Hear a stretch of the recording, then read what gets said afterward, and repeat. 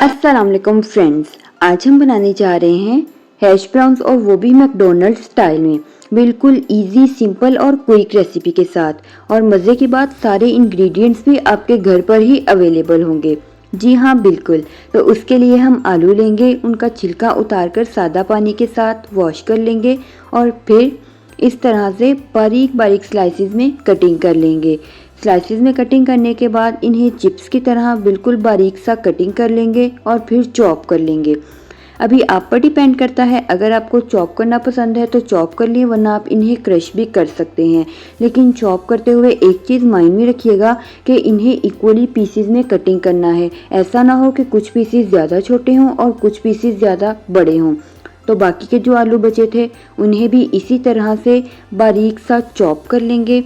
और जैसा कि आपको पता है कि इनके अंदर बहुत ज़्यादा स्टार्च होता है और हमें वो स्टार्च को निकालना है। उसके लिए हम एक बाउल लेंगे और उसके अंदर बास्केट को रख देंगे और ये जो चॉप किए हुए आलू है बास्केट के अंदर शामिल कर देंगे।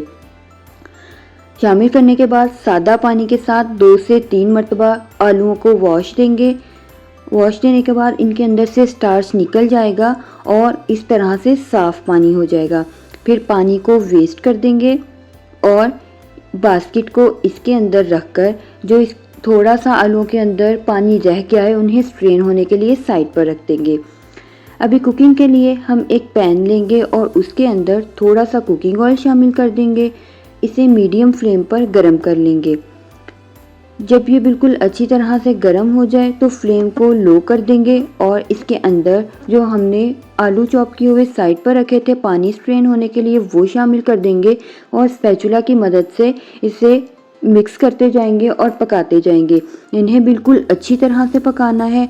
और एक चीज़ याद रखिएगा कि पकने के बाद ना ही आलू ज़्यादा ऑयली होने चाहिए और ना ही इनके अंदर ज़्यादा मॉइस्चर होना चाहिए। अच्छी तरह से कुक करना है और इनका कलर भी चेंज नहीं होने देना, बिल्कुल वाइट सा कलर रखना है। जब अच्छी तरह से पक जाएं तो फिर इसके अंदर थोड़े से स्पाइसेस शामिल कर देंगे जो कि आपके घर पर ही मौजूद होंगे, जैसे कि नमक, काली मिर्चों का पाउडर और पेपरिका पाउडर।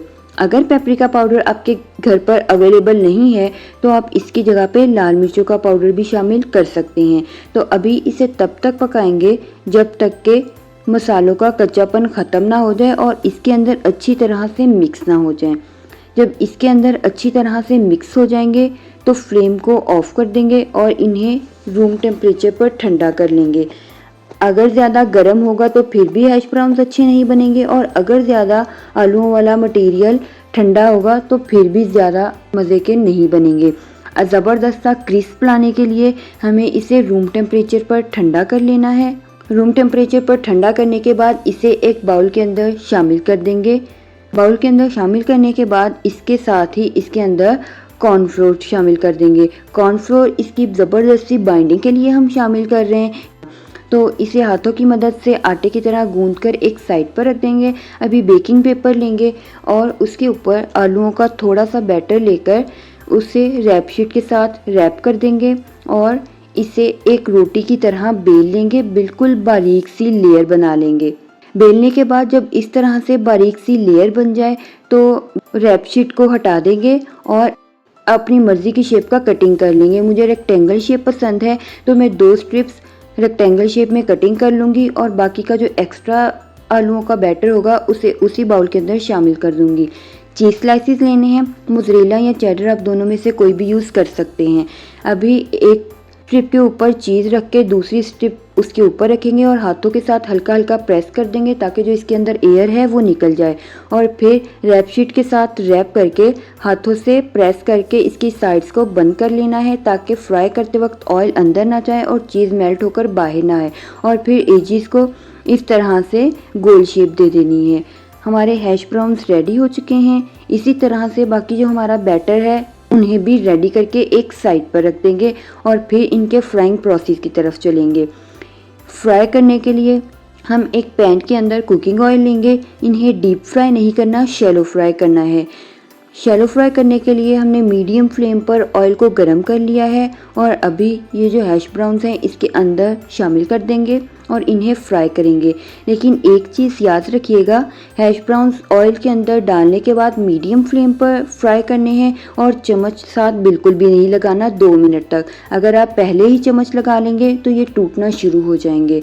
जब एक तरफ से प्यारा सा गोल्डन कलर आ जाए तो इसकी साइड को चेंज कर लेंगे और दूसरी साइड से भी इसी तरह का कलर आने तक फ्राई करेंगे और फिर डिश आउट करके एक मज़ेदार से डिप के साथ सर्व करेंगे। हमारे मज़ेदार क्रिस्पी चीज़ी और बिल्कुल क्विक रेसिपी के साथ हैश ब्राउन्स रेडी हो चुके हैं। उम्मीद करती हूँ मेरी आज की रेसिपी आपको बहुत ही पसंद आई होगी। अगर पसंद आई हो तो वीडियो को लाइक कीजिए, ज़्यादा से ज़्यादा शेयर कीजिए और मेरे चैनल को सब्सक्राइब कीजिए। अभी मिलेंगे अपनी नई रेसिपी के साथ, तब तक के लिए अल्लाह हाफिज़।